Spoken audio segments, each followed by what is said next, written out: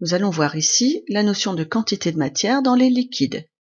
Commençons par la relation entre quantité de matière et volume de liquide pur. Nous connaissons déjà la notion de masse volumique, ρ. La masse volumique est donnée par la relation ρ égale m sur v, où m est la masse du liquide exprimée en grammes, v son volume en litres, ce qui nous donne une masse volumique ρ exprimée en grammes par litre, notée ici grammes litre moins 1. Nous cherchons à établir l'expression de la masse de l'échantillon liquide. Nous obtenons donc ici petit m égale ρ fois v. À partir de l'expression de cette masse, et connaissant l'expression de la quantité de matière d'un échantillon, petit n égale petit m sur grand M, nous pouvons établir une relation entre la quantité de matière de l'échantillon liquide et son volume. Cela nous donne petit n est égal à ρ fois v, correspondant à la masse petit m de l'échantillon, sur grand M, avec ρ exprimé en grammes par litre, v en litres, grand M, masse molaire de l'échantillon en grammes par mol, ce qui nous donne bien une quantité de matière petit n exprimée en mol.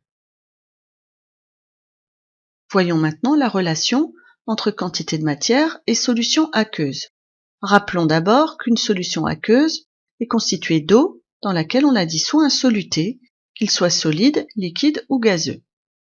Une solution aqueuse est caractérisée par sa concentration.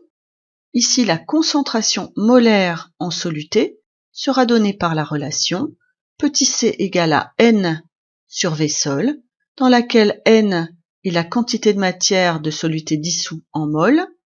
V sol sera le volume de la solution en litres, ce qui nous donne une concentration molaire exprimée en mol par litre, notée ici mol litre moins 1. Nous connaissons déjà les deux modes de préparation d'une solution, que ce soit par dissolution ou par dilution. Il nous suffit d'adapter le principe de la dilution à la notion de quantité de matière.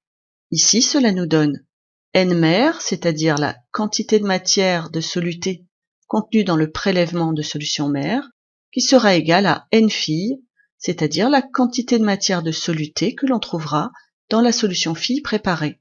Cette égalité nous donne la relation C mer fois V sol mer, qui correspond à la quantité de matière de soluté contenue dans le prélèvement de solution mer. Ce produit sera égal au produit de C fille par V sol fille, qui lui correspond à la quantité de matière de soluté contenue dans la solution fille préparée.